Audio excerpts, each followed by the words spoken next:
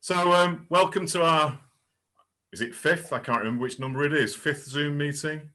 These have been going pretty well, really. It's been a lifesaver being able to do this with actually not being able to have proper face-to-face meetings. Just so that you know, Liz, we do intend to have face-to-face meetings in Leigh at the fire station. They have a community room there. But can I welcome Liz to the group because she's new here and she was keen to join us. No, thank you. Hello. Welcome. Hi. Hopefully we'll Don't know how I'll get on in my amateur state of this, but I'm sure I'll learn a lot. You're in the right place then. Yeah.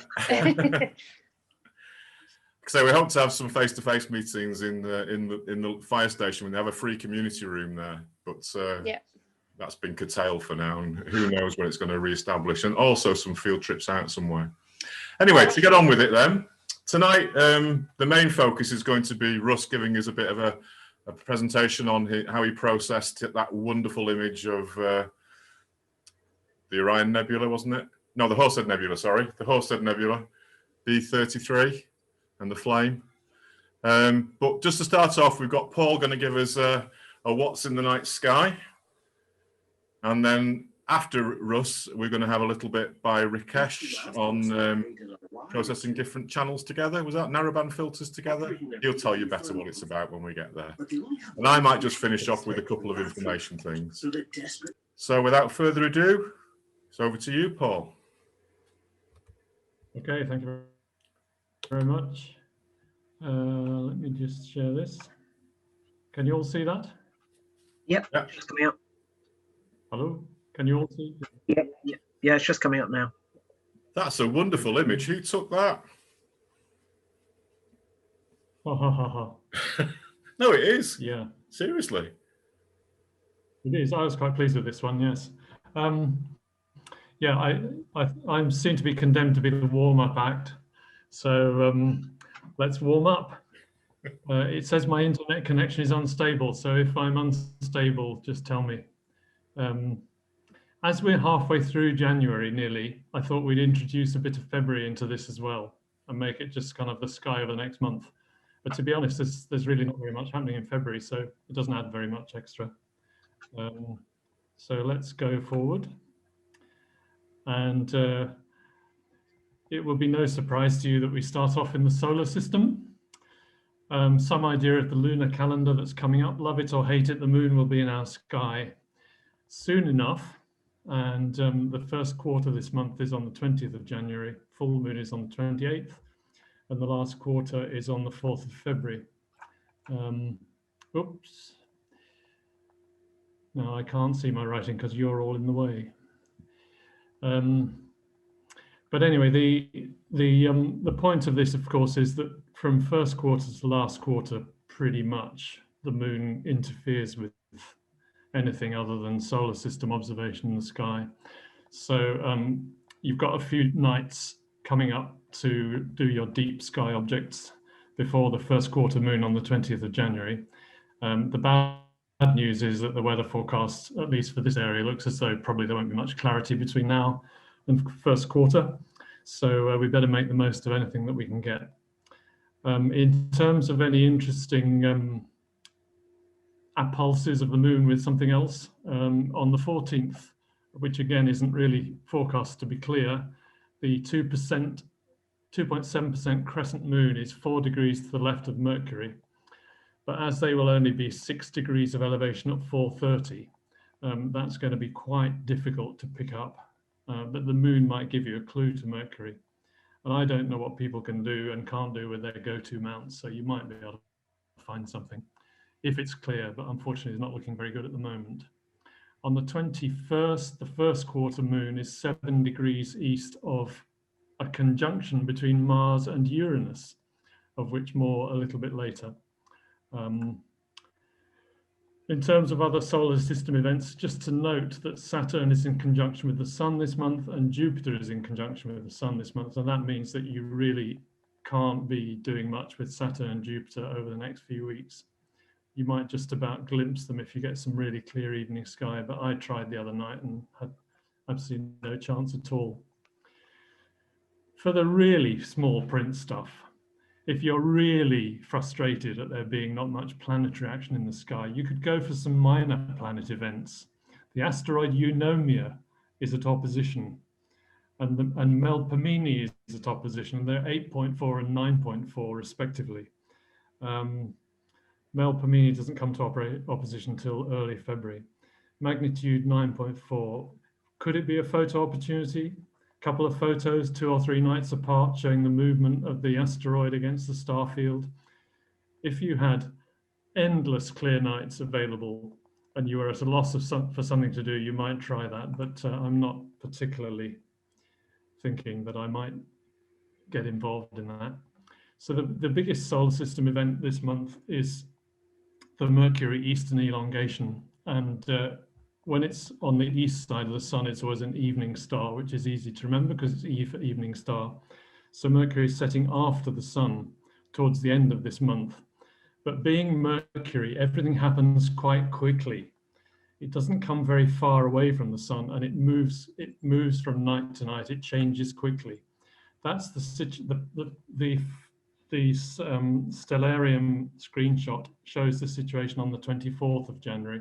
If we start on the 20th of January, Mercury, if we're thinking of telescopically any photo opportunities there, for Dane and me at least, Mercury is 68% illuminated on the 20th and is 6.36 arc seconds in diameter and its magnitude minus 0.8. 4 days later, that's changed to 50% illuminated. That's half Mercury dichotomy. It's a little bit bigger by then, magnitude minus 0.6. By the 27th, it's gone down to 38% crescent phase. But unlike Venus, as it becomes a crescent, Mercury actually fades, whereas Venus tends to get a bit brighter because it comes closer to us. Mercury actually fades quite quickly. By the 27th, it will be minus 0.21, and by the 30th, it'll be magnitude 0.5.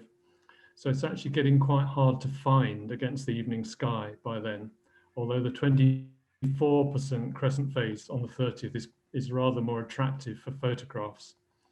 So it's a bit of a challenge always, but you need a really clear southwestern horizon to see Mercury.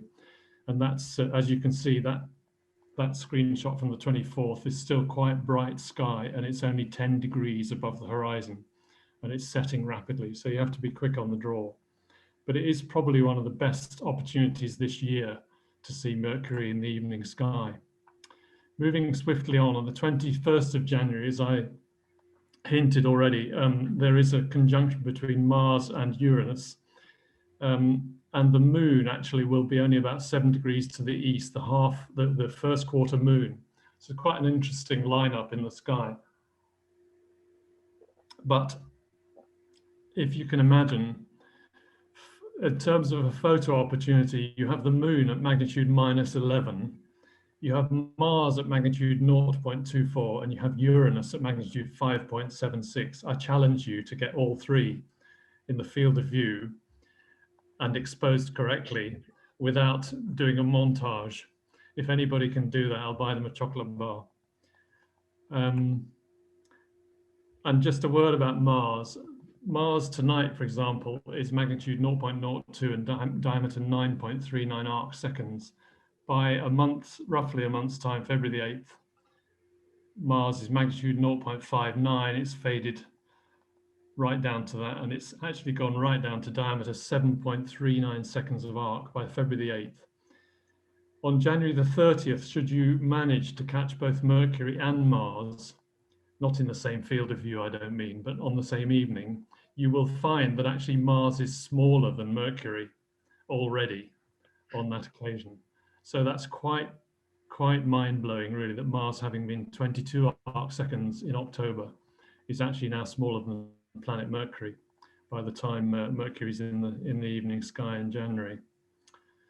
And Mars actually is observable right through till about July time, June, July time, but it gets smaller even than this.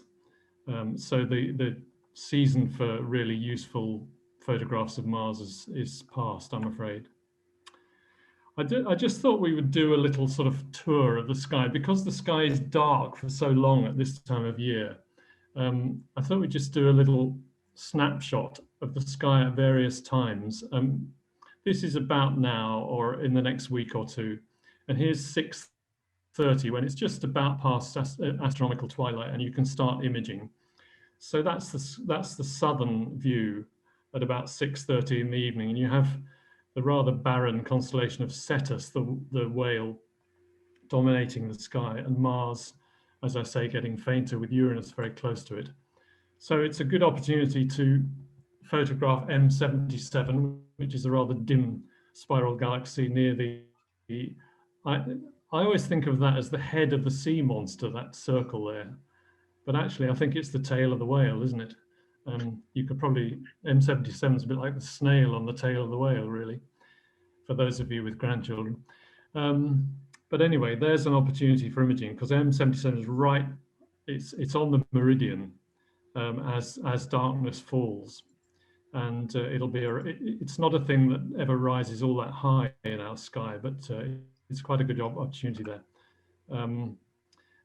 NGC 772, which is the one we were talking about earlier, the nice galaxy with the interacting satellites, that's just below Gamma Arietis in the constellation of Aries.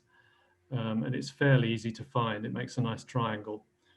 Those of you who have GoTo, of course, can find it without even looking at the triangle. And then somewhere off the top of the picture, there's also NGC 891, which is a silver sliver near Gamma Andromedae. All those three things really, really well placed just as darkness falls. If we switch through to 8:30, a little bit later in the evening, you have the southern sky still dominated by a barren area, which is the wonderful constellation of Eridanus, the river, which seems to go right down into the southern hemisphere. But of course, Orion and the wonders of Orion and the winter constellations are almost on the meridian by that stage. But one or two things to see in that barren area. There's a very nice double star, 32 Eridani, which I took a picture of a few weeks ago. Nice sort of two-tone blue double star. There's a kind of a light blue and a more lilac-y blue. That's rather nice to find. And also there's Gamma Andromedae, which is the showpiece double of the winter sky, really, just off the top of the picture there. And that's what that looks like. Really is that color, sort of yellowy orange color and blue. Very, very striking, but rather like the alberio of the winter sky. So those are things that we can see in the middle of the evening. And then, of course, you can always go into Orion by that stage for all your nebulae and things. Switching through to later on in the evening, we're still not even at midnight. There's all sorts of things going on. Obviously, there's Orion and all his retinue. What about photographing some open star clusters? We sometimes neglect these. There's M35 in Gemini. There's M44 in Cancer, Prize CP, or however you're supposed to pronounce it. I always think that one's a bit of a difficult one because if you photograph it through a telescope, it's a bit like the Pleiades. It kind of gets a little bit too sparse, and it doesn't have the nebulosity that the Pleiades has. So maybe better with a camera. And then there's M67, which is a little bit more compact and probably a better telescopic object for photographing. And I think it's John Walsh who had a go at Thor's helmet recently, wasn't it? Very nice thing to photograph if you've got the decent equipment. Very low in the sky though, isn't it? I was quite impressed with that he managed to get that. It's really not that much higher in the sky than Saturn and Jupiter that we were struggling to image with earlier on in the season. And then just as an optional extra, as a bonus point, here's another nice galaxy, NGC 2775, just to the east of the head of Hydra. That would make a change, wouldn't it? That I would say is not one of my images. It's actually taken by the Hubble Space Telescope. But I would quite like to have a go at that. It's a 10th magnitude spiral galaxy, so it's doable. It would be interesting to see what that would look like through a smaller telescope, that sort of rather donut kind of effect. And if we switch just briefly, finally, to 3:30 in the morning, then you can really see how spring-like the sky is developing by that stage. I mean, Leo is actually on the meridian by 3:30 in the morning. If we ever get some weather where you can actually be up at that time and doing imaging, and if you actually feel like it in this cold weather. And of course, I'll not go into massive detail because it's kind of spring stuff really. You've got the Leo triplet, you've got all the galaxies in the Virgo Coma region, and you've got the Sombrero, which is down near Corvus somewhere.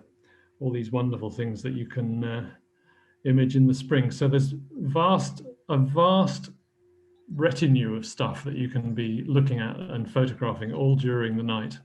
You can stay up all night if it ever stays clear all night, and you can sleep the whole of the next day.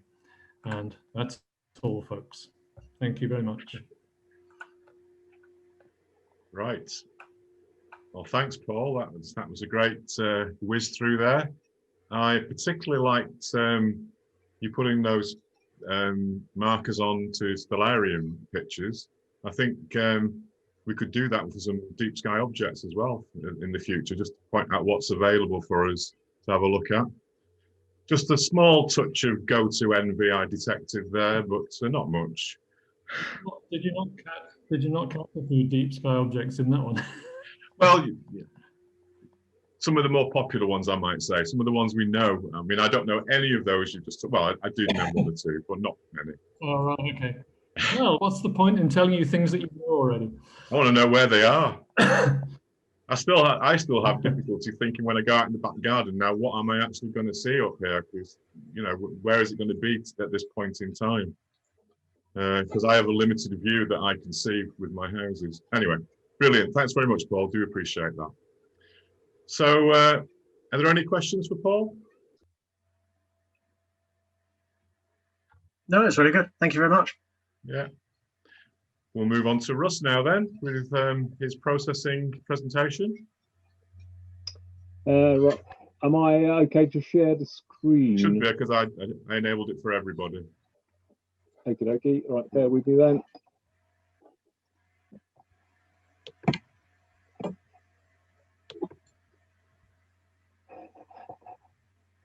Yeah, we've got that. All right. Can you see that all right? Can you? Yeah. Right, okay, so my plan tonight is just to show you how I processed the image of the Horsehead and Flame Nebula. Just before I start, a couple of disclaimers. First off, I am by no means an expert in Photoshop at all. I'm a wildlife photographer, and all my life I've been taught to, and teach people to get it right in camera so you don't have to use Photoshop. So when I had a go at astrophotography, obviously Photoshop came a bit alien to me, pardon the pun, but I gave it a go, and basically I picked up stuff and techniques that I've used to try and make a decent, an image that will look nice on a wall. Might not be necessarily astronomically correct or anything like that, but it's just to make a nice image. So if anybody's got any pointers or other suggestions as I go through it, please chip in, because I might be doing it completely wrong. So without further ado, this image you're seeing on the screen now is as it came out of Astro Pixel Processor.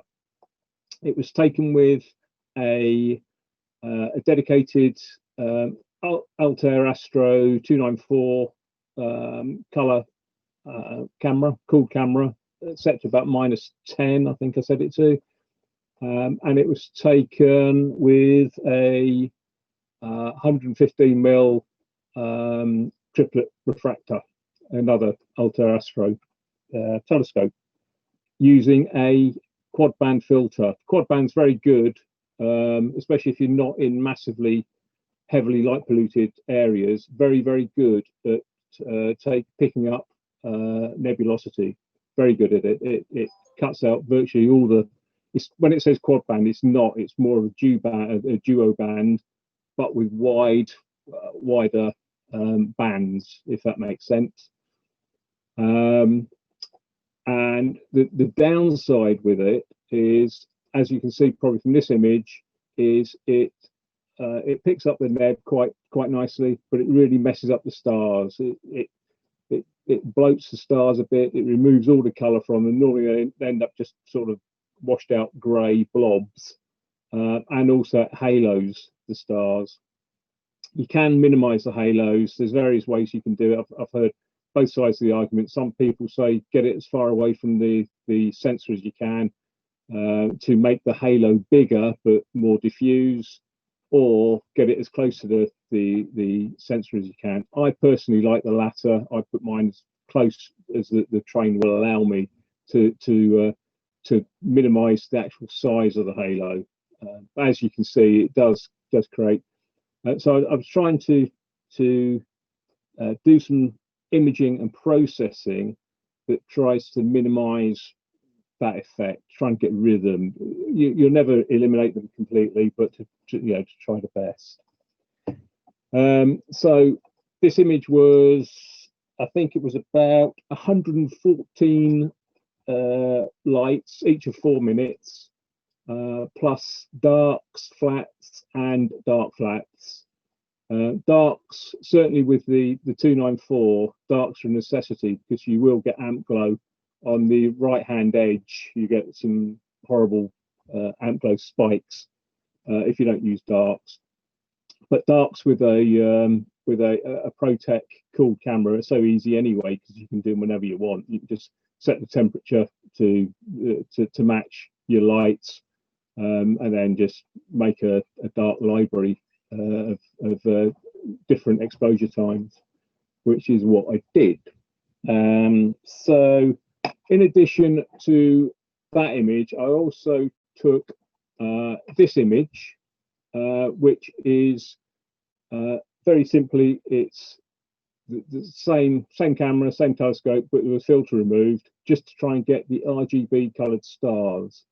And that was just 15-second exposures. I wasn't interested in the nebulosity, anything like that. I just wanted some star color. I didn't want to blow the stars out. I didn't want to bloat them. So I just took 4 images, each 15 seconds, and stacked them. No calibration frames, anything like that, because I'm not really interested in the noise. I can get rid of that in the processing, hopefully, if that makes sense. Are you all with me so far? Hello? Yes, we're all muted. All right, okay, cool. Right, so to start with, this image was taken, as I said, with a quad band filter. So it was stacked twice in APP. First using HA extract, and the second using O3 extract, and then recombined using the H001 palette. And I think I put a bias in, I can't quite remember, but I think the bias was about 1.3 something to 1 on the heavy on the HA rather than the O3. But again, you can play with the sliders in APP and to get the right mix. But as the nebulosity seems to be predominantly HA, then I went heavy on the HA. And that was the result. Saved as a 16-bit TIFF, stretched using a mid-range preset stretch on the right-hand side columns. I can't quite remember which stretch it was, but it'll be middle of the range. It wasn't a heavy stretch, wasn't a light stretch, and that's as it came out. And I've done nothing else to it bar that. So how did I process it? Right, first off, as you can see, I haven't cropped it. It's still got all the stacking artifacts around the edges, and there's a reason that I haven't cropped it, and that will come clear. And that's a bit alien, because most people, first thing they do is crop what they want, but I haven't. And it's because I want to combine more images with it. and if you crop it, it just gets a bit messy and a bit more difficult to do. So I haven't cropped it. I'll leave that till later. So first thing I do is normally check the levels. On this image though, because you haven't cropped it and you get all the artifacts around the outside, the levels aren't really that accurate. So the more artifacts you've got, the more different colors and different luminosities you've got around the outside, it will affect your level. So you can check it. I use Control-L, and as you can see, I'm slightly clipping on the blacks, but not too bad. Is it worth adjusting just yet? Probably not. So I didn't adjust them. So the first adjustment I made was actually, I'm going up to layers and create a new adjustment layer, curves. Just a bit on I'm actually using Photoshop CC 2021.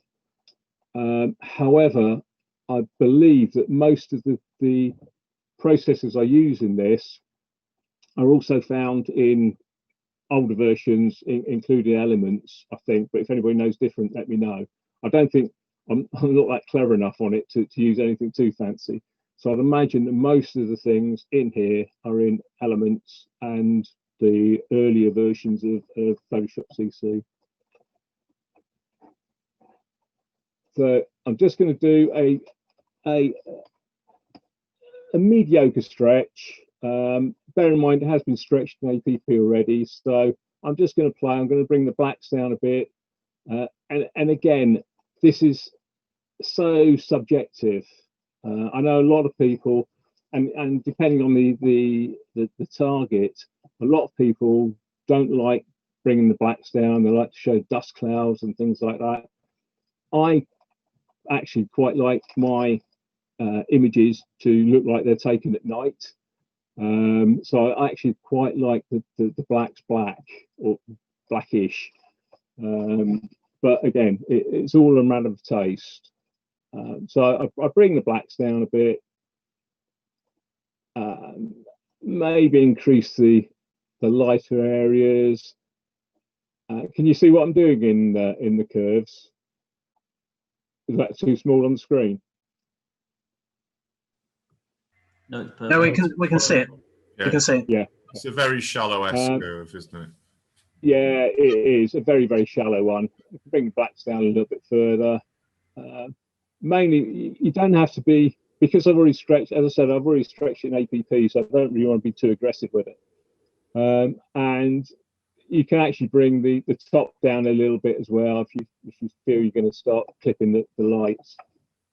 But again, play with it until you see something that looks roughly how you'd like to see it. So once I'm reasonably happy with that, I'll then create a new layer. So I use Control-Shift-Alt-E, and now I want to remove, as you can see, from the stacking process and the Bayer matrix, the whole image has got a bit of a green hue. Now there's several ways that you can get rid of that.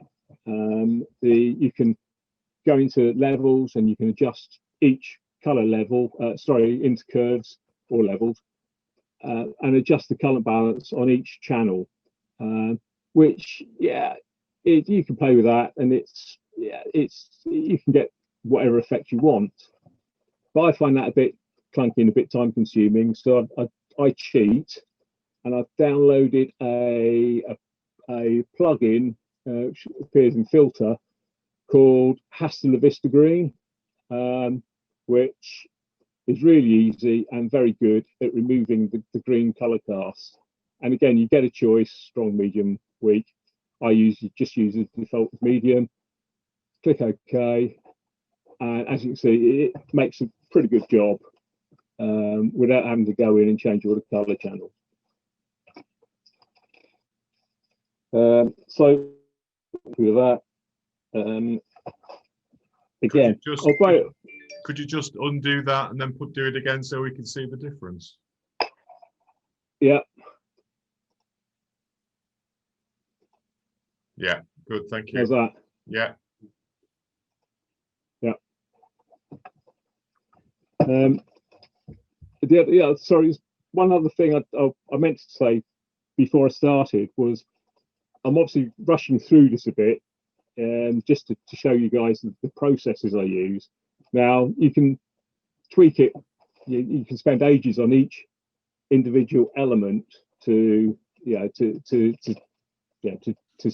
suit, if you see what I mean. So I'm not necessarily saying this is how I got the final image. I'm just going through the process that I got for the final image. Again, if that makes sense. Right, so once I'm happy, got rid of the green cast, create another layer, so Control Shift LE, and now what I'm going to do is just play with the colors and play with the contrast, and for that I use filter,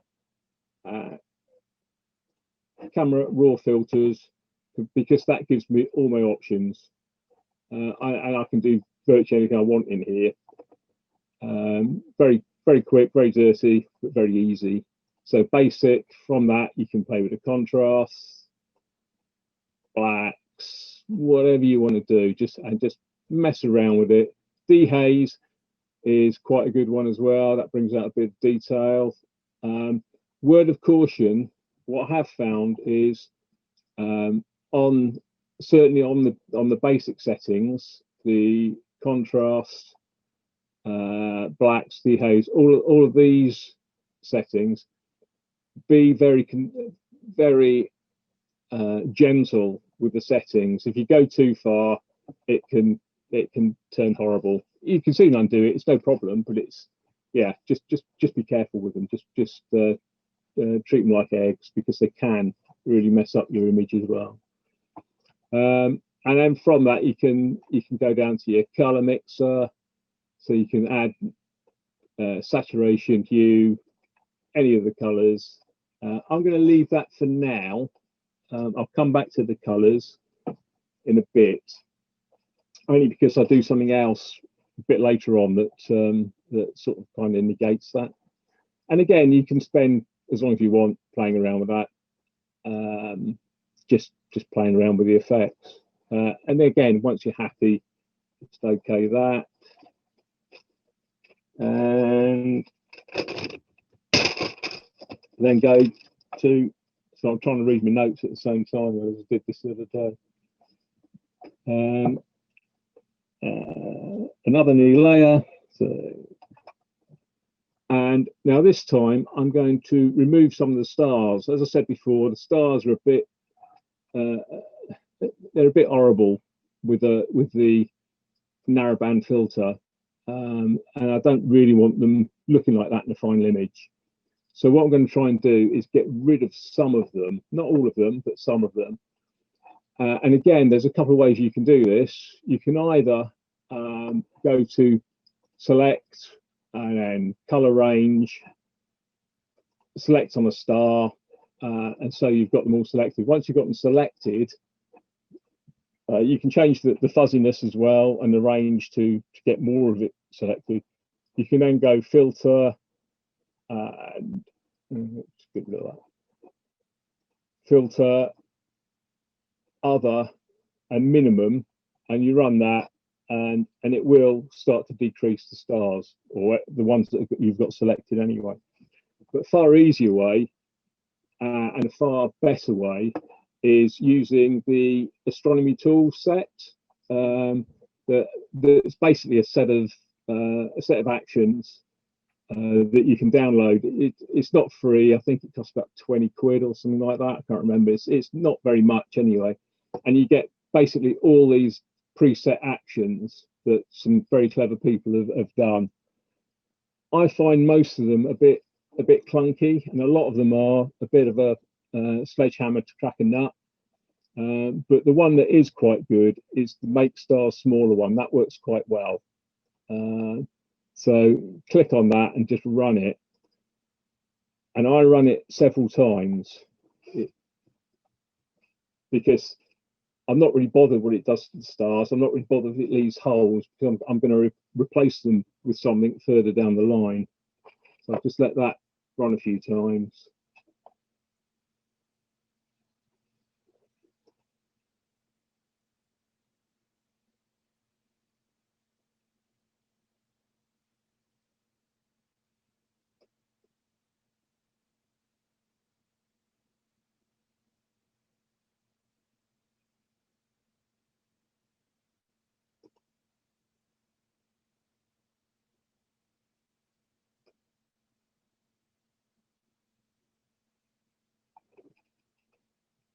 Well, I'm not sure how many times I've run that now, but that'll do for tonight anyway, for tonight's exercise.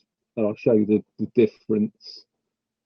So that's what it looks like now, and that's what it looked like before. So you can see that a lot of the stars have sort of, they haven't disappeared. You don't want them to disappear. You just want to make them smaller, because then later we can put the bigger RGB stars over the top.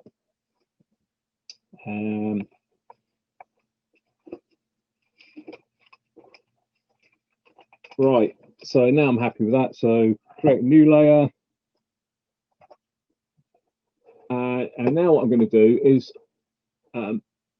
remember before I said I didn't really mess around with the colors in the camera raw filter, because what I'm going to do now is I want to enhance the reds. It's mainly HA in this nebula, so I want to try and bring out the reds as much as I can, and as much detail in the reds. So what I've done, in addition to this image, I've also loaded that image. That is a TIFF file of the HA extract, straight out of APP. So nothing's been done from that apart from stretching and then saving as a TIFF. So what I'm going to do is now play with this a little bit, and then add it to my my final main image, if you like. And I'm going to do a bit of stuff to this first, because if I just add it like that, it could mess things around too much. So very simply, all I'm going to do is, again, you can play with it however you want to, but I don't know, let's go to camera raw and we'll just change the contrast, for example. Let's play with that.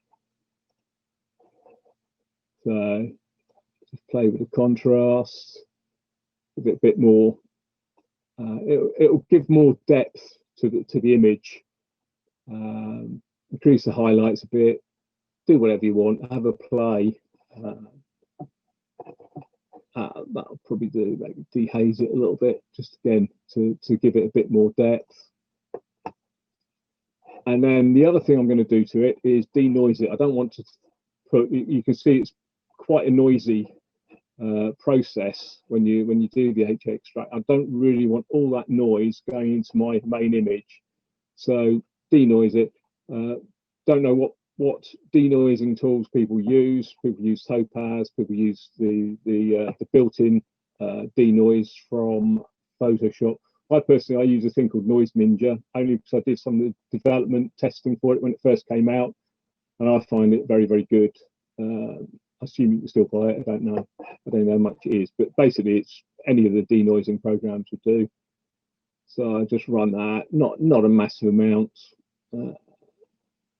13, just to get rid of some of the noise. Then sorry, and the other thing I do is, again, I make the stars smaller, because I don't want all these stars going back in, especially as red blobs, because that make the image look naff.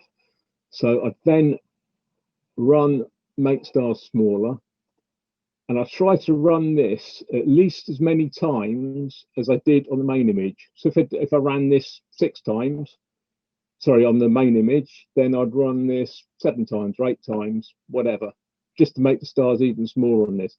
Otherwise, you'll end up with red halos all around your stars, and it looks naff. I can't remember how many I did the other one, so I'll just do a few, whatever.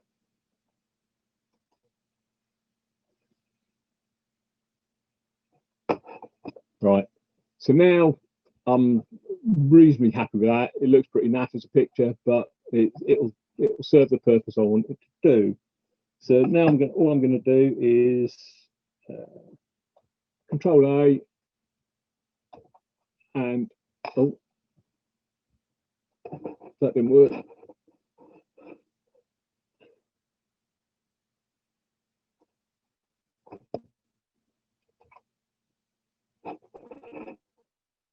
And copy that. Edit, copy.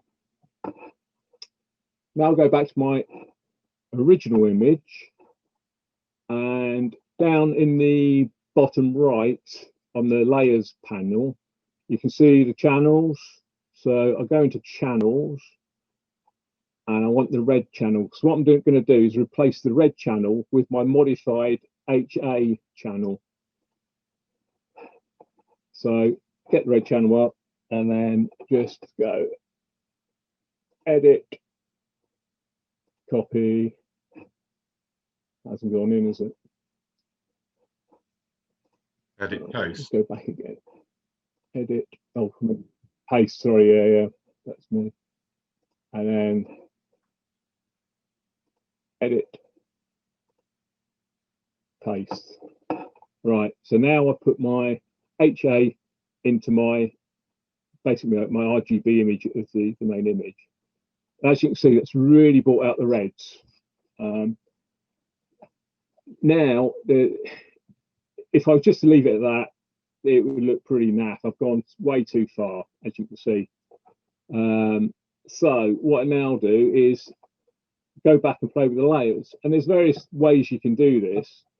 You can, again, I'm controlling it now from the bottom right-hand layer panel. I go to the blend mode and just change it to luminosity. But again, that doesn't really do a great deal. I can choose the lighter mode. Yeah, not too bad. But what I tend to do, I just tend to leave it as normal.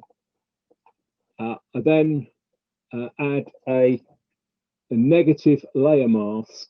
So that's Alt and the mask. And you can see it's gone back to as it was.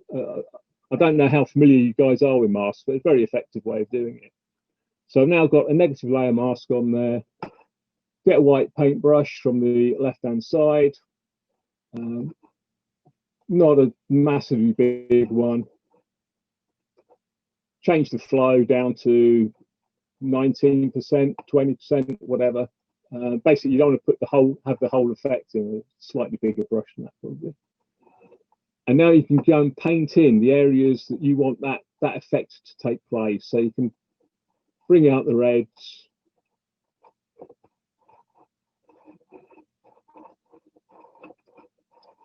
But you can leave the areas where the red will mess it up, if that makes sense.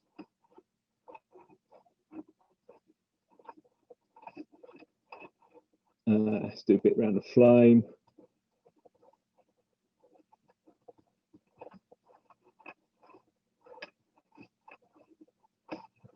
And again, you can basically, spend hours tweaking that how you want it.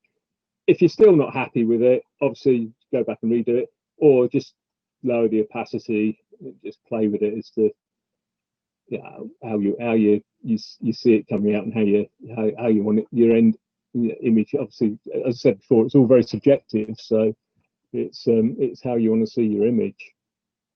But once you're happy with it, then obviously go on to the next layer.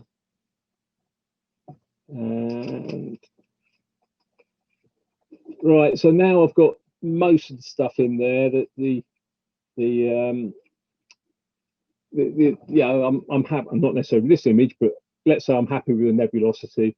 I then want to try and do something with these blue halos on the big stars. Very, very difficult to get rid of. And I know that when I put the RGB stars on there, they're still going to be there. The only way I've found, there are in the actions, there are actually some tools that actually reduce the halos, but to be fair, they don't work very well. I've not found they work very well at all. the only way I've found of doing it, which is a bit of a destructive method, I must admit, is by going to the left-hand side and selecting the sponge tool, selecting desaturate in the top left, making the sponge quite small, so it's only just slightly bigger than the stars, and just running it around the stars. I don't know if you can see that star right by the horsehead, to the left of the horsehead I'm doing, just to get rid of that blue around the stars. But the trouble is, if you're not careful, like I've done there, it gets rid of the nebulosity around that star as well. So it's not a brilliant method at all, but I've not found another way to reduce halos. Get rid of the red one here. So if anybody comes up with any other methods of getting rid of halos, then please let me know. And you go around, you can play with the stars, get rid of the halos as you see fit.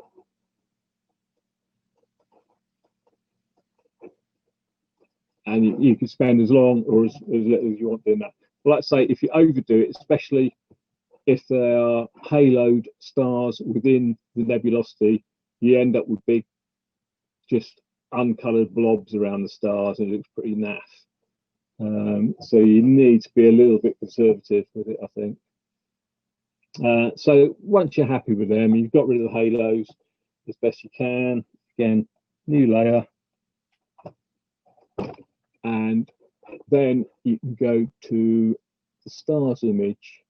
And like I say, this was just four 15-second images of the stars, and I ran the star calibration tool in APP. I don't think it's as good as the one in Cyril. I don't think it's a photometric. I'm not entirely sure how it works, but it certainly doesn't seem to make too much difference. Certainly not on an RGB set. On a narrowband set, there's no point in doing it at all. You still get grey, horrible blobs of stars. In fact, APP recommends you don't use it on if you've been shooting in narrowband. But I ran it anyway, just to because I didn't know if it'd make a difference or not. But that's what I got out of it. And again, you can play with this image as well. So you can do all sorts. You can stretch it a little bit if you want the stars. What I tend to do, what I found is I try to overdo the stars a bit. So I try to make them a little bit brighter, because when I put them in later, I'll probably drop the opacity of the layer. So I want them to be brighter to start with, if that makes sense. So in that, I'll go camera raw filter. Most of it can be done in this. So from that, I can play with the highlights, make the stars a little bit brighter, even increase the exposure a bit, drop the blacks. I'm not interested in the background at all in this image, because the background won't show up in the final image whatsoever.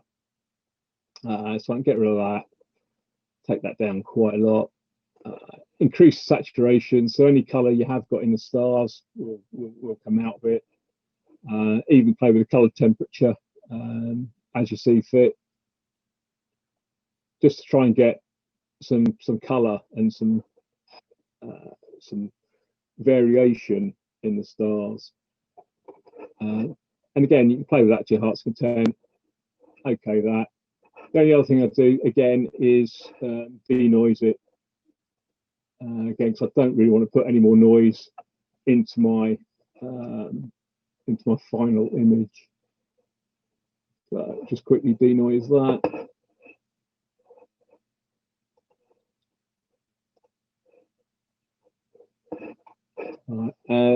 Again, I then go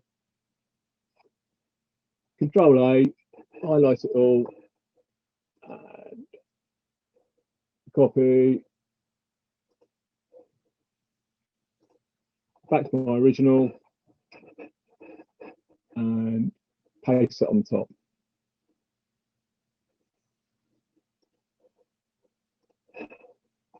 Right. and that's it, finished. Right, so now obviously that's no good. So I then go to blend layer and go lighten. Right, now as you can see, that's done the job. It's put the stars on there, but it's also they're not aligned, obviously, because when I throughout the whole imaging I was dithering, so they're never going to align perfectly. So you can, on some images, for some reason this image won't let me, you can actually select that layer and the layer below, and then go to edit and then auto align it. But I don't know why, for some reason it's saying there's not enough overlap on this image and it won't let me. So you can do it manually. So you go to the top left and go move, and then you can move that layer on until they're aligned. So now I've got my RGB stars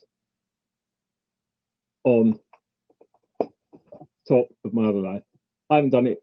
Normally I take more time than that, because you can see I've not aligned them properly. There's some that are, I've now got binary stars down the bottom for a start.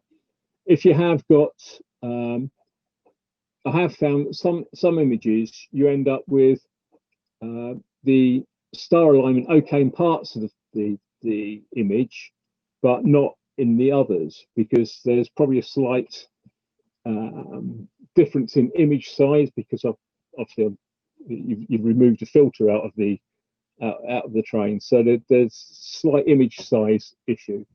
If that's the case, then you can rectify that reasonably easily. However, it takes a bit of messing around with, and edit, free transform,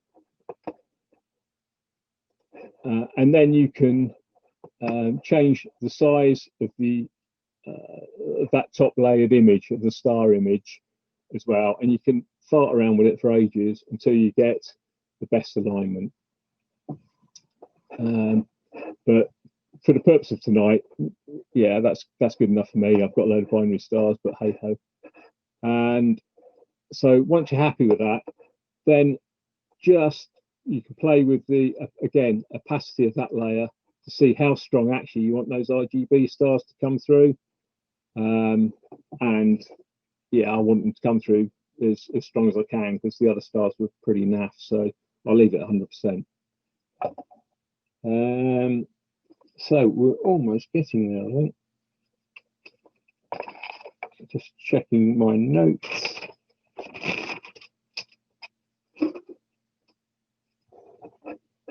And so once I've done that, I then create a new layer.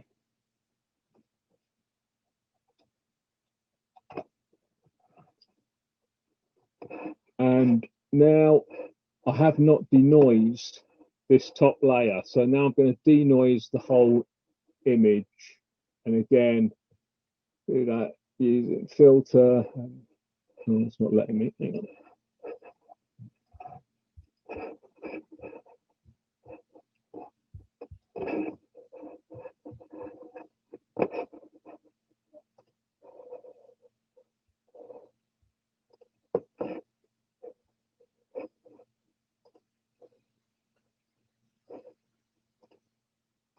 So denoise that.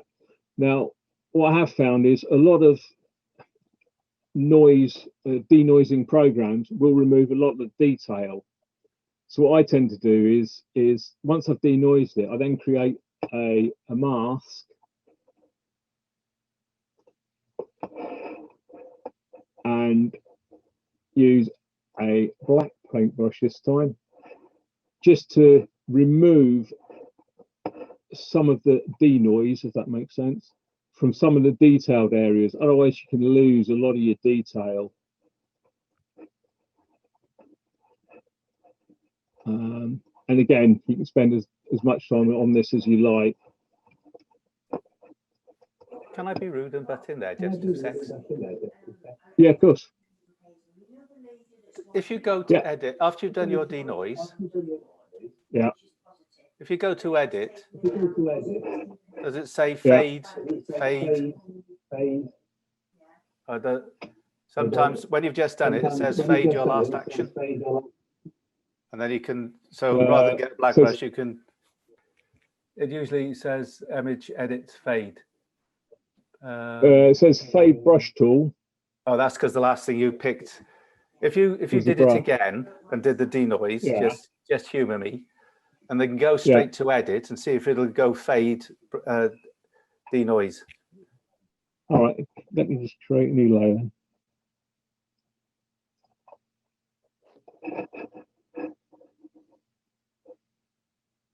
So if I now denoise that.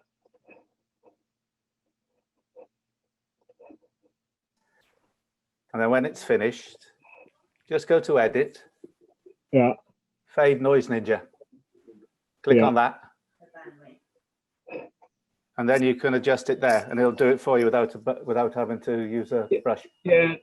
But the point of me using the brush is because there's only certain areas of the image you wanted that I it done. do it Yeah. Yeah, that's fine.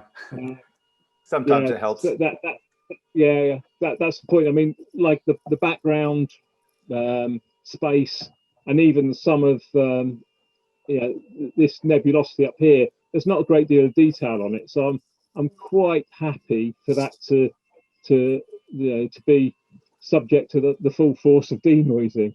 Whereas the bits down here, maybe around the horsehead, where there is detail in that image, I'd rather mask that out and not necessarily remove, have it completely removed, but just lessen the denoising effect on that areas to not hide the detail. And that's why I do it in a mask, is to be selective of where I do it. Like areas around here as well. Oh, I mean, I'm in the wrong layer. Where I want to pick out this detail, I don't want to lose that detail. Maybe around here, these sort of areas, and around the flame, there's a lot of detail in that. So whereas the rest of it, I don't know if it actually does what you want, but in Topaz Denoise, there are two sliders that say, as well as denoise and sharpen, there is also preserve the original detail. And it's just a question of getting the sliders balanced right to denoise the bits you want denoising. But it's still, the trouble is that, Martyn, it still applies it to the whole image. Yes, it does. But it's supposed to be an intelligent algorithm that picks out the bits that it thinks need denoising. I'm only saying it's just one of the options. Yeah. Like I say, I've never used it, but I know I have used denoising programs in the past that have that preserved detail in there, and all it's not selective though, is it? No.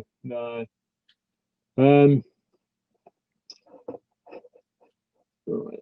So let's get that layer.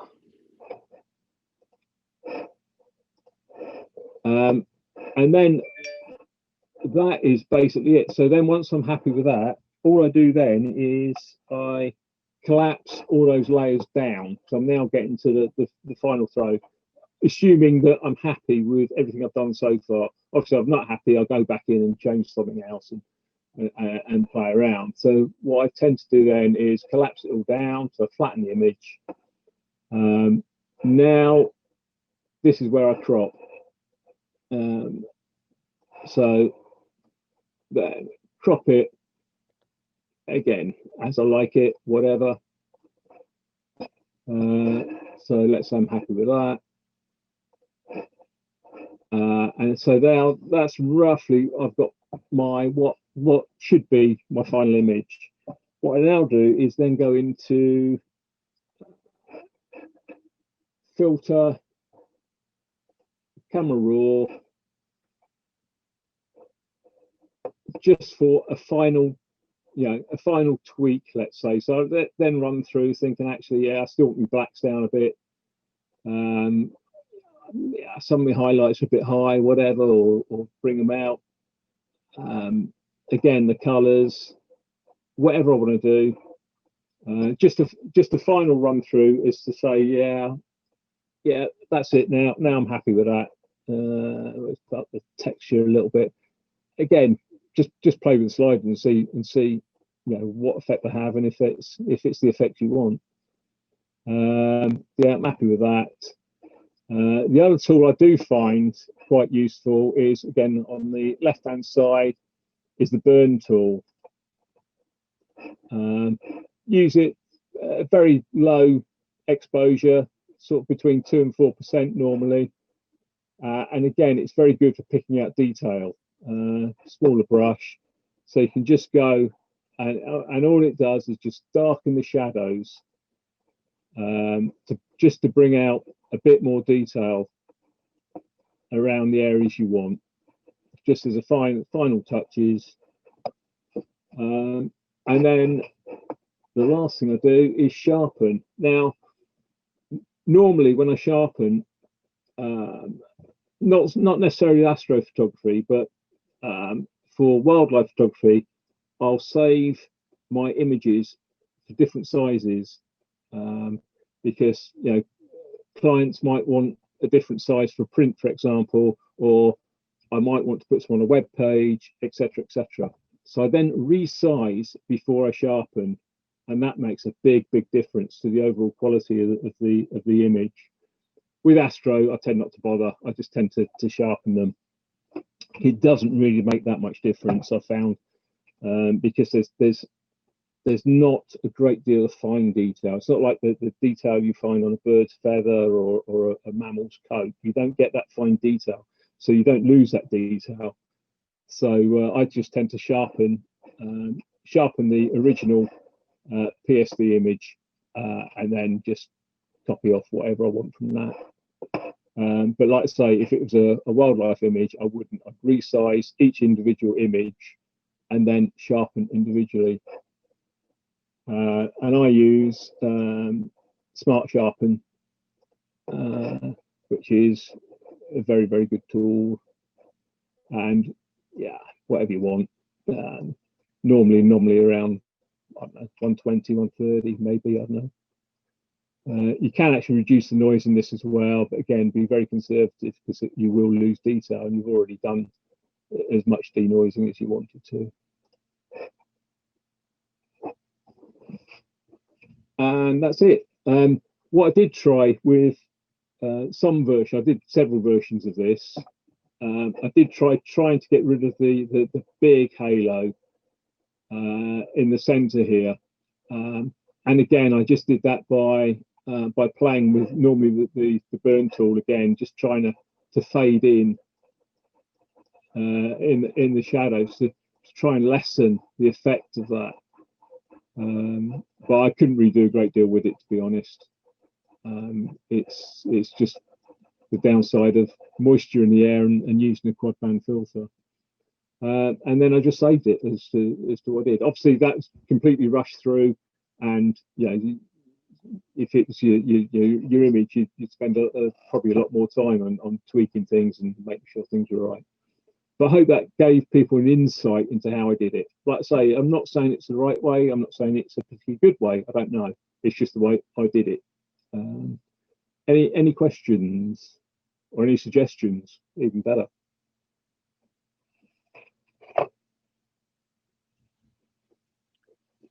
All gone quiet. You all gone to sleep? Well, they're all on mute for a start.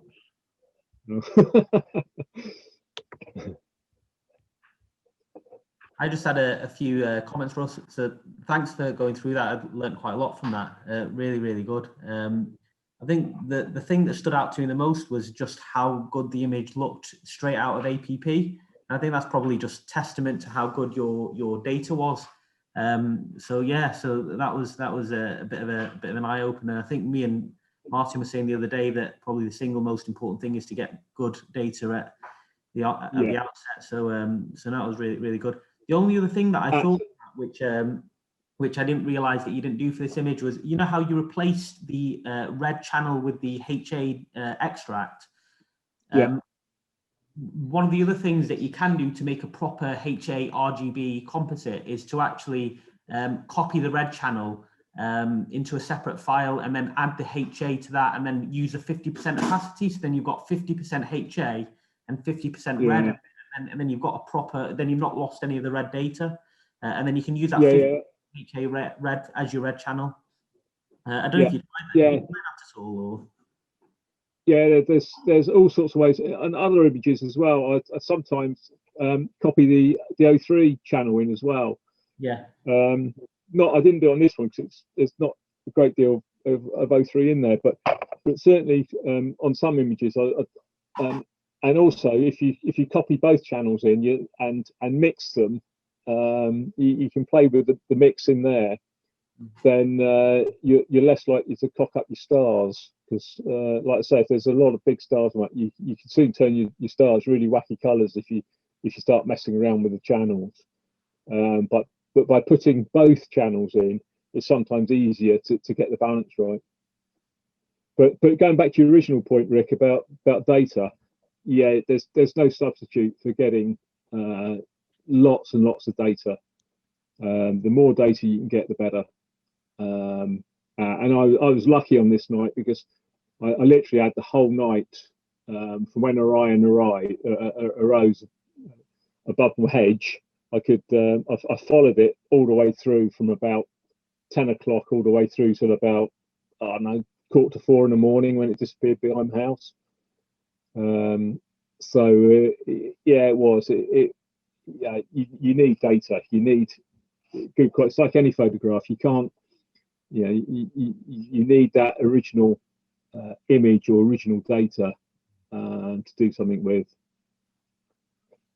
Yeah, when I first saw when we did the little test run through, I saw the first image. I said, "You're going to show us what it looked like out of the camera," and he said, "That's it." Yeah, I thought, I thought it had been processed quite a bit already. Obviously, it had been stretched, and he's done a bit of magic on it. But basically, but it wasn't just an astounding set of data in the first place. Yeah, I remember that when I first set the camera up, and I had it in my head that obviously aware that Orion's got some very bright bits in it too, and I didn't want to blow the bright bits out. So I had it in my head to start with that I would do half the session RGB with no narrowband filter in, and half the session with a narrowband filter. So I started the session without the filtering, again doing 4-minute subs, I think, no, 3-minute subs, because obviously you need, it's better to do shorter subs without the filter, longer subs with a filter. So, but the first few images I got, I thought, well, not happy. I can't really see too much. It's going to take a lot of images to get some data here, a lot of time. So basically, I lost my bottle, and then I thought I'm going to put the filter in, and that's what I did. I put the narrowband filter in, and the first 4-minute sub that I got was breathtaking compared with the previous subs. The everything was there, and so I knew that actually with the quad band filter in, I was going to get some decent data, and I did, and I wouldn't say that, like I say, that the original image, it is virtually straight out the camera. It was not stretched much. I haven't got to the original unstretched version because I didn't save it, but I honestly did not have to do too much to it in APP at all, apart from combine it, obviously. One thing I will say, that APP did not like the image at all. I had a right nightmare trying to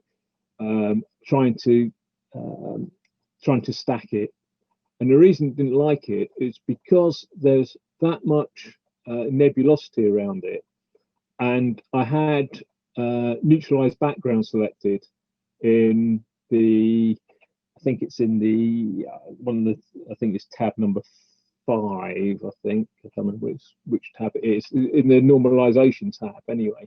And I had neutralized background selected, and it did not like it, and it kept throwing up some real wacky colors.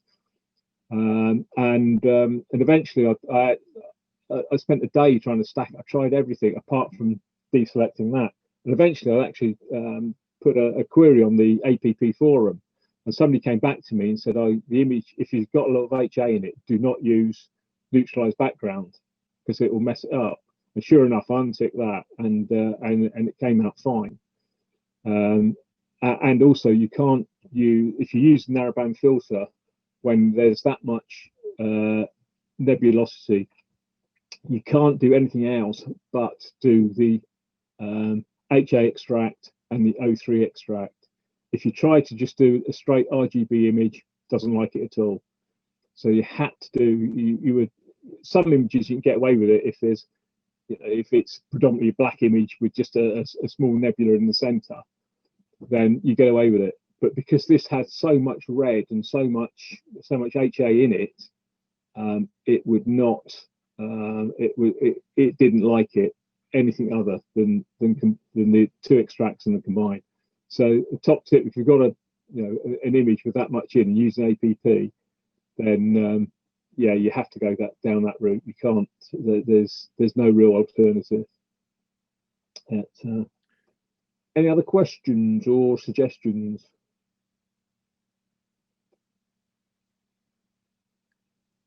Well, I'm a little bit conscious of time because we don't want to be spent here all night. But thank you very much for that, Russ. I think we've all. That's all right. We've got an overview of your processes, what you go through. I'm sure everybody's learned a little bit of something, if not a lot of something. We have to say that your images in our group are some of the best that we've got, to be quite honest. Remind us of the Bortle count in your area. 4. 4. I think that makes a big difference as well, doesn't it, to your source data? Bortle 4, because we're struggling in Bortle 6 here, sometimes Bortle 7.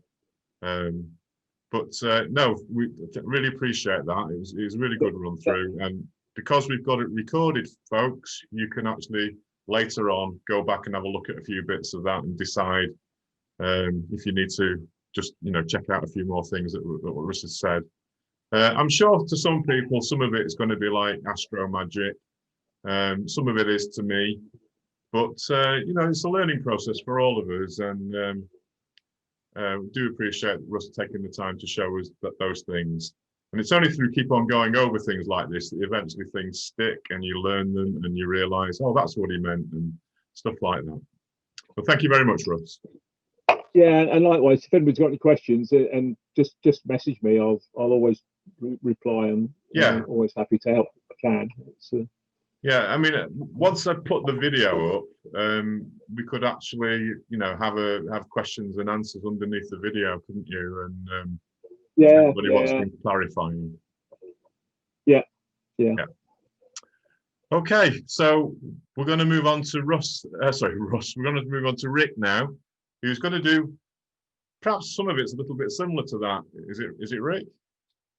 No, I think part of it might be similar. It's very, very straightforward 2 bits, but yeah, I'll go through them. I don't think it'll take more than sort of 10, 12 minutes probably. Are you still sharing your screen, Russ?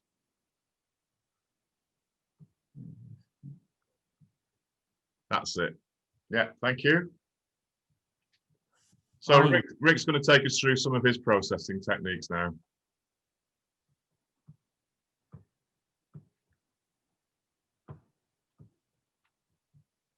Is that visible?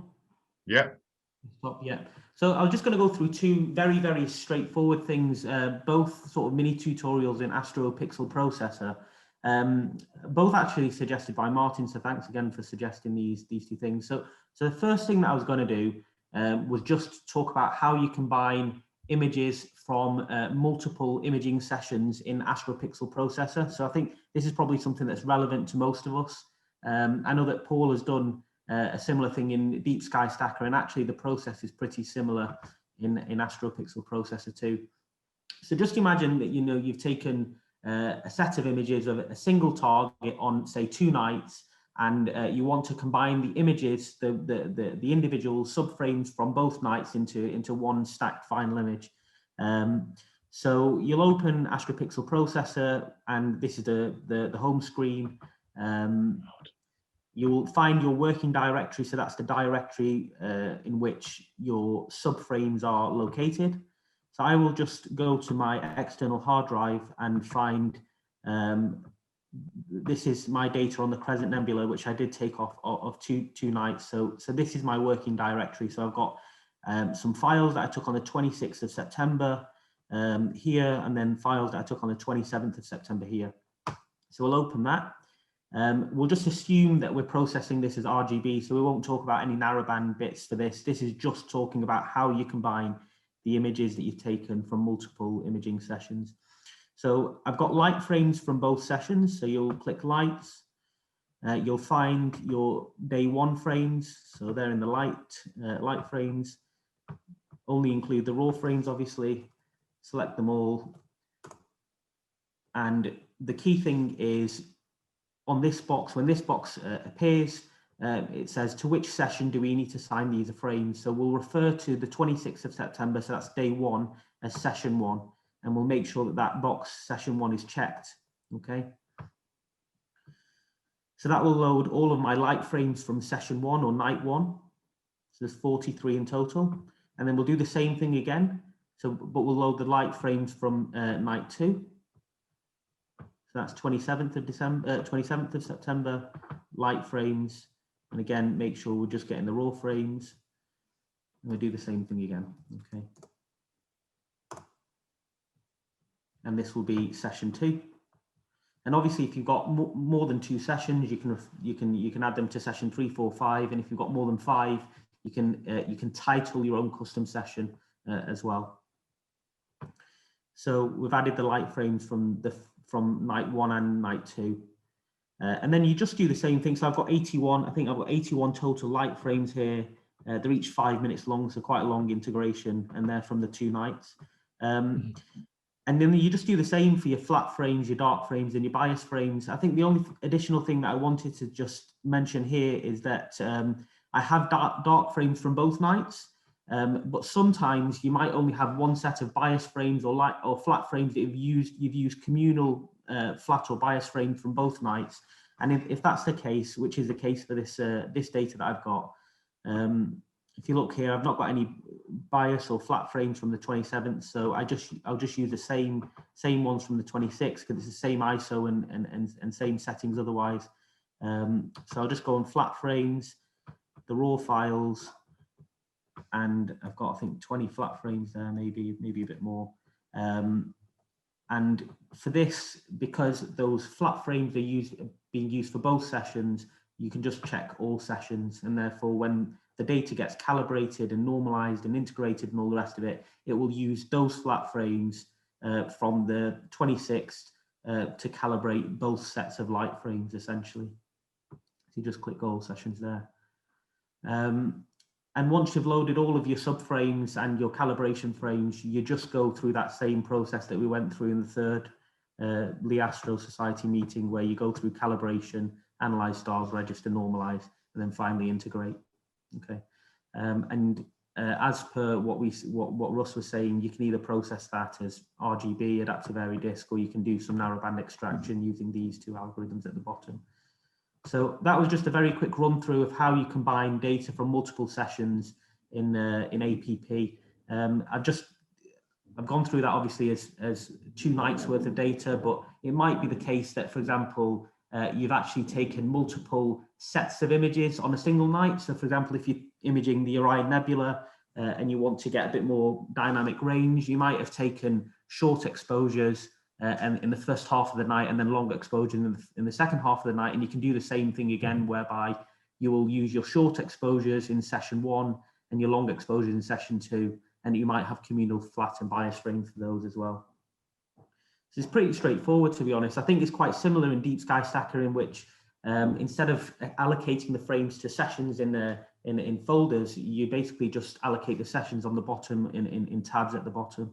But that was just a quick run through of that. So any questions about that? I know it was a pretty quick run through, but it's quite straightforward. Yeah, man.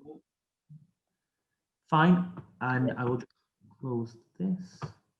And then the second thing that I was going to run through was it's a slightly more advanced and kind of feeds in a bit to Russ's talk about how he combined RGB data with his narrowband data. So there are several reasons that you might want to combine narrowband sort of hydrogen alpha or O3 or sulfur 2 data with your RGB data. And one of the things is to add a bit of detail to, for example, nebula data. So that's exactly what Russ has done. But the other way that you can do, the other reason you might want to do it is because you're imaging, say, a genuine broadband target, such as a galaxy, and you want to add some of the HA nebulosity to that galaxy with your HA data. So I'm just going to go through a workflow that you can use, that you can do in APP without the need for Photoshop or anything, specifically for that purpose. And the data that I'm going to use is just some recent data that I acquired on M81 and M82. So I've got lots of data that's imaged in broadband. So I had my telescope, my DSLR, and I had an Optolong L Pro filter, which is a good broadband filter. And I stacked and calibrated that set of data using the default algorithm in APP, which is adaptive airy disk, in order to get a stacked file. I also had a little bit of narrowband data, so that's the same target, same imaging camera and telescope, but I used the Optolong L Enhance filter, which specifically permits the light passage in narrowband wavelengths through. Okay, and I extracted that data using the HA03 extract HA algorithm, because to be honest, I was specifically interested in getting the red signal in the starburst section of the M82 galaxy. So I'm just going to load what I've already pre-stacked, so you get where we're coming from. So I think this, I'll just find the where I've got these files. I think it's on my computer.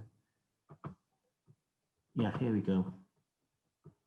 So I'll just load the files here. So here we go. So I'll just show you what the RGB broadband stacked data looked like straight out of Astro Pixel Processor. First of all, so here we go. So let's have a look at that. So we just click yes on that because it's already been stacked. Just let it load.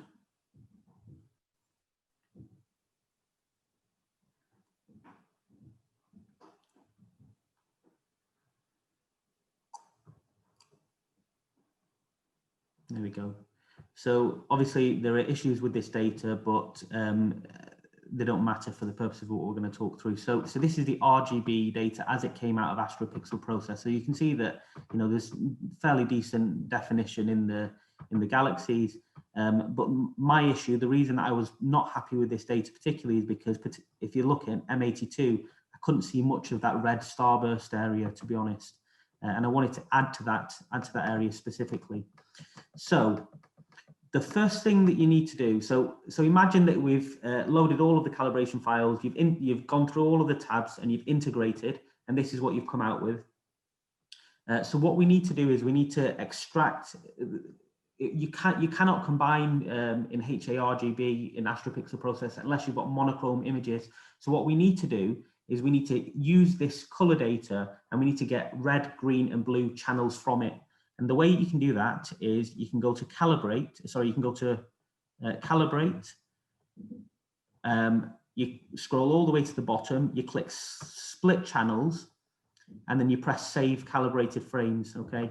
So what that will do is it will split that color data that we've just got into red, green, and blue. It will just take it won't take very long. So it's done that. And you can see here at the bottom, I don't know if it projects very well on your screen, but we've got split data. So we've got the blue signal, which is in monochrome. We've got green signal, which is in monochrome. And we've got the red signal as well, which is also in monochrome. And that data has been automatically saved into that working directory that we originally allocated. So I'll just show you that. So we've got the blue, green, and red data. Okay. So what we can do at this point is we can stop there, and we can and you'd have to do the same thing, but extract the HA data. So I'll just close this. I'm not sure how to clear the memory for Astropixel Processor. I always just close it and reload it. It's a bit silly, but that's what I do. So just reload.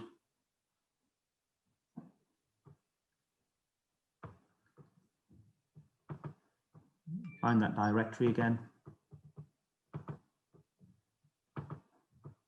And this time round, imagine we've gone through the same workflow, but we've just used the narrowband data, and this is what came out of the stack for the HA03 extract HA algorithm. Click yes on this. So I think this is only four light frames each, 5 minutes long. 5 minutes long. So you can see that obviously there's less signal in the broadband components of the galaxy, but there's these couple of dots of HA that weren't particularly evident on the RGB data, and you can see just about here that there's a little bit more signal sort of perpendicular to the long axis of the M82 galaxy, which is represented by the HA signal. So we've got that's monochrome already, and we've got the RGB data also in monochrome. So what we need to do is we need to load that blue, green, and red. Let's load these in as well.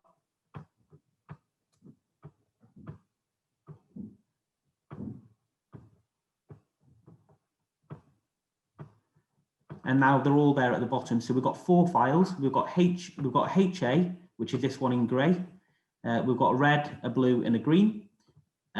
But the issue is that because I took these on different nights and different filters, they're not necessarily aligned up. So we need to pair all of it. We need to match these all up by calibrating and normalizing to each other. So at this point, we just have to go through that normal process whereby we go through each of the tabs in order.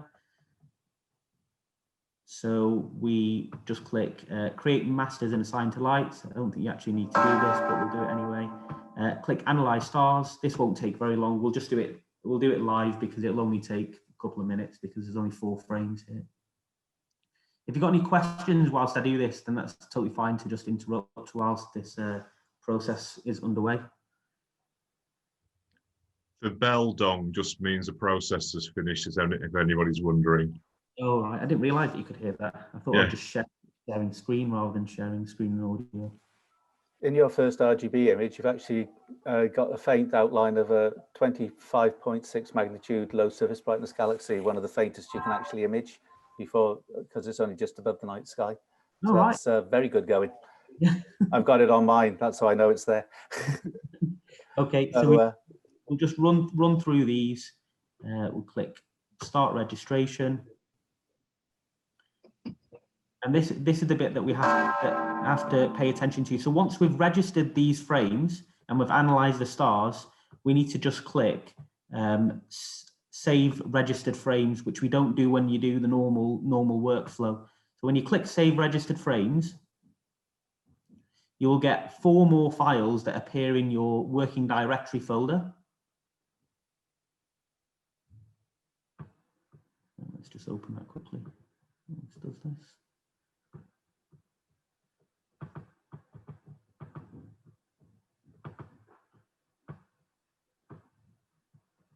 Almost done.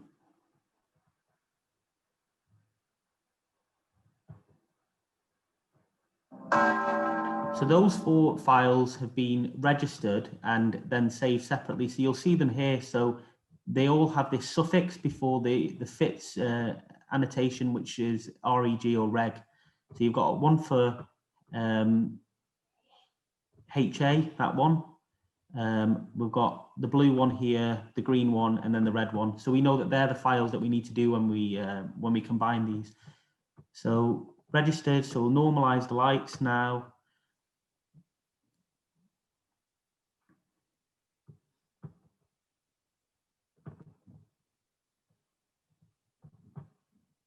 And then we don't need to integrate. So at this point, we can skip from tab 5 straight to tab 9, and we'll go to combine RGB.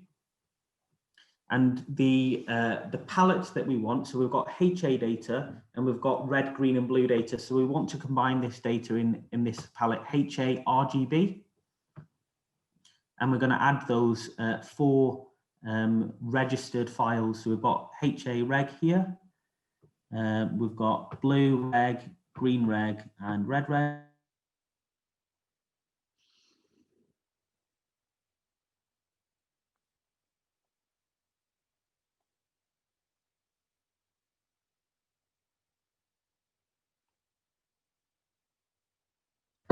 You're frozen. He's not lost his internet again, has he? Looks like he has. We can't hear you, Rick. Come back. All is forgiven. Somebody WhatsApping him. Yeah, I'm on it.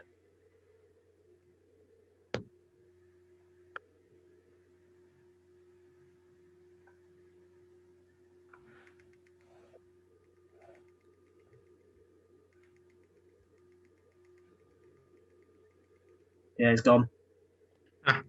Hi, Dane. Hello, everyone. I don't. Oh, damn it. Yeah. Damn it! Exclamation mark. Yeah. Yeah, he just says 1 second. He'll get it sorted.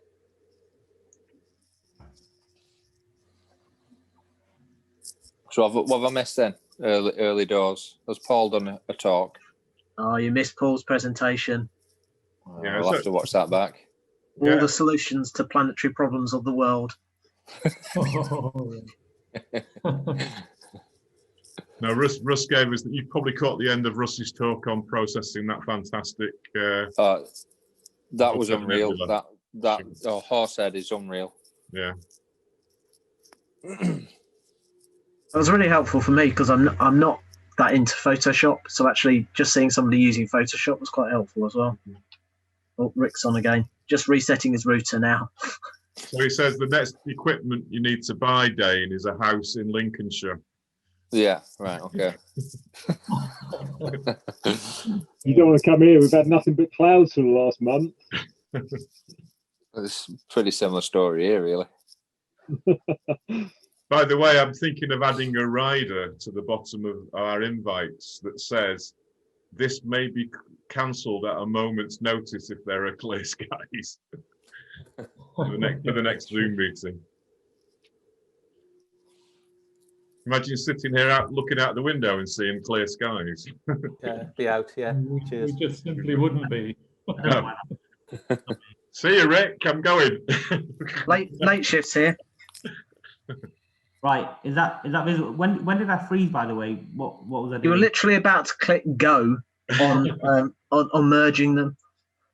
Fine. Okay, so we're just here. So we allocated those 4 monochrome files to HAR, G, and B, and then this is the bit you press go. So you press recalculate, and it's generating the image now, the HARGB composite.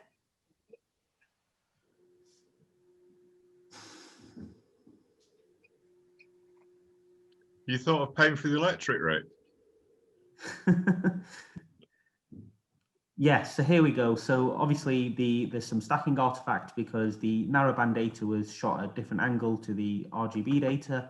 But if you zoom in, you can see just about that there is some red stuff in the galaxy now, and there's a little bit more detail in the starburst region of this M82 as well. So that's good. And again, Russ, I think, alluded to this in his bit that you can play with the sliders. So I'll just explain what these bits mean just in the last couple of minutes. So so this one at the top here with the time symbol is basically your multiplier. So you can multiply the effect that channel has on the rest of the image. And if you scroll down here, this is the hydrogen alpha signal, which is all red. It's been allocated to red, and that signal accounts here 50% of the red signal, with the actual red broadband signal accounting for the other 50%. The blue and the green obviously just account for 100% of the blue and 100% of the green in the image. And you can see that although there's more hydrogen alpha signal here, you've lost a little bit of detail in the galaxy. So we can just play with the blue and the green sliders a little bit and just add a little bit more to it. So we'll probably just go, see if we just go 2.1 and 1.7, press recalculate, and then see what that looks like. And you can play with those sliders until you're happy with what you've got. So I've probably overdone the blue there a bit, but you can see that there's a little bit more detail there. And then the other thing I think that Russ was referring to was that this box on the right hand side here is your auto stretch in Astropixel Processor. So you can choose a different preset and it will stretch your data in a slightly different way. Rick, yeah. Can you stretch your HA file before you merge it? So kind of emphasize that a little bit. Yeah, you can do anything like that. So I think for the purposes of this mini tutorial, what I did, rather than go through, I just went through the process by which you can combine that data. But what I could have done is I could have removed the light pollution from my broadband data. I could have darkened the blacks. I could have stretched the broadband data. I could have stretched the HA data, and then I could have had them all as FITS files, split the channels, monochrome them, and then combine them afterwards. You can do all of that beforehand. Yeah, that would have been better. I would have had a better result if I did that. But this was more just about the process by which you can combine your HA extract data with your broadband RGB data, just using APP and not using anything with Photoshop. So it's basically making pseudo monochrome images, isn't it? As if you have filters. Yeah, and you can do loads of things. So we could have extracted the O3 data, for example, if it was relevant to that target, and we could have done something like RGB HOO. So that would have been broadband RGB, the HA, and the O3 signal. So that would have been quite nice, for example, for a nebula in which you wanted RGB stars. That would have been quite good. But you can do loads of things. You don't necessarily have to have a monochrome camera, because you can extract, you can extract the data in your own way using APP. So that's the beauty of it. I was going to say the other thing as well is that it allows you to manipulate, if you've got any particular problems that are biased in a particular color. So for instance, if your stars are bloated a little bit in blue, you can actually go in and just reduce the star size on the blue alone and then put it back together. And I know some of the people have said with like one shot color that it's actually worth splitting down to RGB just to edit them separately and put them back together again, even if you aren't going to play with the palettes at all. Yeah, it's very, very true. Yes, very true. To be honest, in Photoshop, you can actually just go straight to your channels, and you can, those Astronomy Tools action sets that Russ mentioned, so the ones that you can make stars smaller, you can actually just, you could copy the blue channel, take it into another file, run that make stars smaller, and then bring it back and paste it back into your blue channel. So you can do that all in Photoshop as well if you've got blue halos around your stars on your refractors and things. Yeah, that's all I wanted to say, to be honest. I know it's a bit to go through, but I think if you go back through the video, it becomes more straightforward. I think that the weird thing is that you have to split your color data into monochrome for this to work. And I think that's the main learning point. Right, that's great. Thanks, Rick. The more I see APP, the more I think I'm probably going to buy it, because it has a lot of this complexity, but fairly logically organized to make it simple to just go through the steps. Yeah, definitely.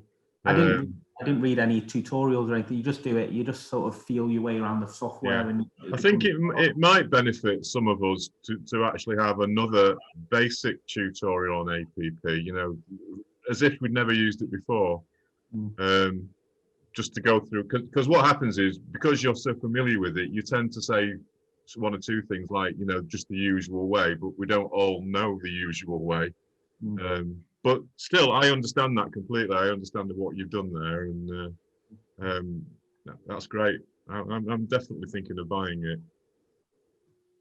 Although I have been trying to hold out for Cyril being a good thing, but Cyril, although it is pretty good, it's clunky in a lot of areas, unfortunately.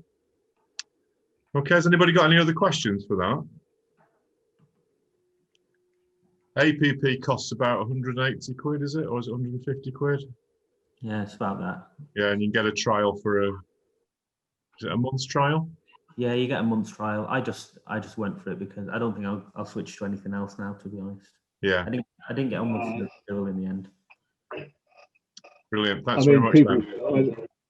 Most people either go PixInsight or APP, but I did the trial of PixInsight, and I found that quite clunky and quite time consuming, to be honest. It probably has got a lot of other niceties that APP doesn't have at the moment, but I've just found it too clunky to use. I'm not I was just laughing at Mark's face. I was just looking. Mark's smiling because Mark's our big PixInsight user. So yeah, I use PixInsight, and I have to say I completely agree with you, and I've stuck with it because I bought it. But there was is this still being recorded? Yeah. Will you edit this bit out? Or? All right. there was a spoof comparison of PixInsight to a Windows operating system, where basically like the window terms have been put into PixInsight terms and were just like unfathomable. I think there's a very, very steep learning curve for PixInsight, and there's so many variables for each process that I've got a book of numbers, and a lot of those numbers I have no idea what they do. I just know what they should be. So it is a bit of a black art, to be honest. Yeah. It's very much a sort of programmer's program, isn't it? It's obviously very mathematical, and a lot of it is like imaging by numbers rather than by art, which is what Photoshop more is about. Yeah, I mean it is mathematical, but I mean so is the back room of Photoshop. Oh yeah. But it's all hidden from you though, and it's not hidden from you as much in PixInsight. No, and I think that if you're working at that higher level, which I'm clearly not, then I think that's very useful because you can manipulate everything to the nth degree. Yeah. The trouble is when you're beginning, you don't know what all these different elements mean, and I'm still finding my way a little bit. I'm getting a little bit better on it, but it takes a lot of learning. It can't be far off what people who process the Hubble images use, to be quite honest. People, the guys that process Hubble images must use stuff pretty similar to that, if not parts of it that are that. Yeah, no. Some of the processes that are on there have come from Hubble. So the Drizzle integration is a prime example of something that was developed for Hubble that's then been made available for amateur astronomers. Yeah. Well, I've got a little end piece just to finish on, which I thought I'd mention, unless we want to have a chat before it. It's nothing much. It's just a few. I just want to add, obviously, with I'm more into planetary, but want to kind of make that step into deep sky stuff a bit more. I'm nowhere near at the point of paying for any software. I'm still trying to get to grips with Deep Sky Stacker and GIMP. So I think for me, a lot of these presentations, it's kind of over my head, and it's just like, wow, I've no chance of taking that in. I don't know if there's anybody here that has used or still uses Deep Sky Stacker and GIMP. If there could be a talk on that, because that would definitely help me. I think Andy still uses Deep Sky Stacker. I think he switches between that and Cyril, so I think Andy definitely still uses Deep Sky Stacker. I mean, again, it's that and GIMP, because it's the only Photoshop that I've got. I know Paul uses GIMP. I don't know whether we spoke about that before on this presentation. I don't think I'd be capable of giving a tutorial on it though. Yeah, you know damn sight more than me though. The thing is though, is if you've gone through doing a process in GIMP, for example, and you've put the data in and you've actually got a result, then you don't have to be a master of it to actually tell Dane or other people how I did that and what I did. There are a few concepts that are common to all the programs, such as layers and levels and things like that. And GIMP has all those. So you don't have to be an expert to actually just focus on one particular thing. That's why I like focusing on a target and saying, this is how I process Jupiter, which is one of the first things you did for us, Bob. You know, this is how I did the moon or whatever. Because, you know, we are various levels. I mean, Lizzie has disappeared now. I'm wondering, actually, I've no idea what level she was at, whether she understood any of that or whether it went all over her head. So we'll see, won't we, if she comes back. I think like with targets, bright targets like Orion and the Ring Nebula, things like that, I'm okay with because I can see it. It's when you're stretching to try and make what you've captured appear that I start struggling with. But I think it's to do with layers, me not using different layers and just trying to pull something out of that one image, which is I think the first thing really to going to work focus on for you, Dane, would probably be adjustment layers and particularly levels and maybe then onto curves. And once you can see what sliding the sliders on levels does, it is quite amazing how you can have a black screen that suddenly appears with an image on it just by moving the pointers around, the sliders on the levels, you know. And the idea of it is that you're actually stacking one image on top of another, and it's always the top image that you see, but sometimes the image underneath it shows through. So in that way, you can hide things or, you know, get rid of bloated stars or whatever by having stacks of images on top of each other. Each bit only shows part of the image to make a whole image in the end. Yeah. I don't feel I'm the person to do that tutorial, so maybe Bob is. Except every time I ask Bob to do me a tutorial and record it, he says, I can't do it. He says, oh, just fly by the seat of my pants on every image, he says. We can't hear you, Bob. Yeah, I need some structure to my methods. That's what it is, you see. Yeah, I'm an artist. What can I say? One thing I did find, because Paul mentioned M35 in Gemini is coming up, and Rick was saying about he liked to see the open clusters. I've found my image of M35 and NGC 2158, so people have an idea of what it looks like when they do image it, if you want to see it. You going to share it? Yeah, hang on. Top left-hand corner, is it? Share screen at the bottom. Oh, share screen at the bottom. Right. Desktop. Share. Where am I? Oh, that's a nice picture. Where do you take that from? I don't know. Hang on. Can you see that? It's just coming now. Oh. Yeah. So that there is M35. And this is NGC 2158. It's exactly the same as M35, but 10 times farther away. That is really nice. Yeah, so... same field of view. Yep. Yeah, they're literally right there. Interestingly, that was, Martyn, that was taken with a Vixen and my D800. Sorry, what focal length is that? 2000. 1800. Well, 1800, exactly, yeah. Yeah. Yeah, so you can see it's quite, yeah, so that's two clusters. Whoops. Hang on. Back it out, zoom to fit. There you go. Yeah, so that's two clusters exactly the same, but one's 10 times farther away than the other. So nice colors as well. So that's one of the ones that Paul said was coming up. And Rick was looking, because he loved that. NGC 7789 was fabulous. So there's two for you. Yeah. Well, thanks for that then, Bob.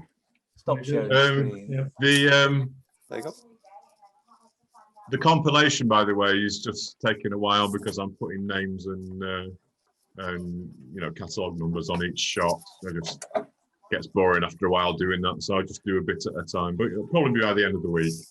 I'll just finish off on this that I've got. Then it's something that I've mentioned on our WhatsApp group, and it's to do with a couple of programs on TV, but also something by the OU. So if I share my screen now.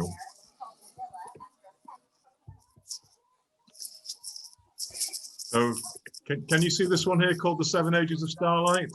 Mm-hmm. Can you see that? Yes. So Rick's watched it and I've watched it a while ago because it's been a repeat, but on iPlayer at the moment is this program called The 7 Ages of Starlight, which I think is really good and worth a watch. And I think Rick did too, yeah? Really, really good. Yeah. I can't hear it. Yeah, no, I did. Yeah, it was really good. It's just it's very well packaged as a program. Yeah. So it takes you all through all the different types of stars there are, the different ages of them, you know, the red dwarfs, the red giants and things like that, the white dwarfs. It tells you all about that. That's a good one. And the next one is this one here. I don't know if you've seen this one at all, but it's Jim Al-Khalili, who's a professor of physics, and he's done 2 programs, one on light and one on dark. And in the first one's been broadcast already. The second one's yet to be broadcast, although they are repeats of something in the past. He takes you through what light actually is and how the discoveries were made about light. And he goes from, you know, Galileo to Newton to all these people. Definitely worth a watch. So they're both on iPlayer, so I'm just putting them down so you can see them. And then the last one is the OU have several free courses, and you can even get a certificate for them. But I thought I'd just show this, and it's probably worth putting on our Facebook group, that they just take you through some of these basic things. And it was the sort of thing I thought Lizzie might be interested in. That's why I actually got it up. But there are different levels of them, up to level 3, I think it goes. But, you know, active galaxies, the Big Bang, level 3. I think, let's have a look at the second page. Comparing stars, the moon. So they're just free courses by the OU. They're high standard, obviously. They're not really worth anything at all in terms of qualifications, but they're of interest. And the only problem with them is you know, you've got to commit some time. They're usually a mixture of videos and text to read, and then a load of questions, and they give you the answers anyway. You don't get tested on it as such. But I just thought I'd put those out there. It's just the OU. You tick the astronomy section here, and you can see these number of free courses. Let's go back to number 1. I can't see it. I've got half of mine are being covered up by faces. The moons of our solar system. Astronomy with an online telescope. I do know one of them, they actually expect you to take part in a sort of citizen science project where you actually do some work and then submit your results using one of the remote telescopes. I think it might be that one there, Astronomy with an online telescope. But I just thought I'd point them out to you that, you know, they just click on them and you get the materials, watch your video, and then you can test yourself, see if you've learned anything. Anyway, that's that. So I'm going to stop sharing the screen and say that's probably going to be it for tonight. We've hit 2 hours, just over. Has anybody got anything else to say? What's the weather like in the near future, Paul? You're our resident weather reporter. Not very promising. Horrible. There might be something coming towards the end of next week, I think. Yeah. Is tomorrow not supposed to be okay as a day? Tomorrow early evening might be all right. Yeah. An hour or 2, but not much longer, I don't think. Yeah. I went out looking for the trio of Jupiter, Saturn, and Mercury, and just had no chance at all. Yeah. Yeah, they're getting better. They're so low anyway. Yeah. But it was just clouds everywhere. So I've got a hopeful for Saturday night from about 9 o'clock. Right. On one of them. Oh, you've got to do at least 4 of them. Oh, I got 4. Yeah. Take a weighted average, you know, and then throw the phone out the window. Yeah. Yeah. These are so on the clear night. This one's got it was raining. For Christ's sake. So yeah. It's been way out with the snow forecast. They've been saying it's going to be snowing here for the last 2 days. Yeah, you should look outside our window. Are you snowed in? Not snowed in, but all the tops are snowy. Right. We had snow on Saturday, and all the hills around us are snowy. So yeah, the joys of being high up. You can't go anywhere anyway. You're locked in. Yeah, that's right. We disguise ourselves as sheep. We're fine.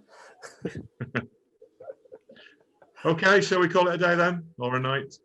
And I'll get the collection to you onto the website as soon as I can by the end of this week. All right. Good night. Thanks everybody. Hi all. Nice to meet you again. Yeah, cheers. Good night. Bye. Bye. See you guys. Hi Dane. I don't think I've seen you a couple of times. Yeah, Hello. yeah. Thanks again, Russ. Cheers. See you then. Bye. No problem.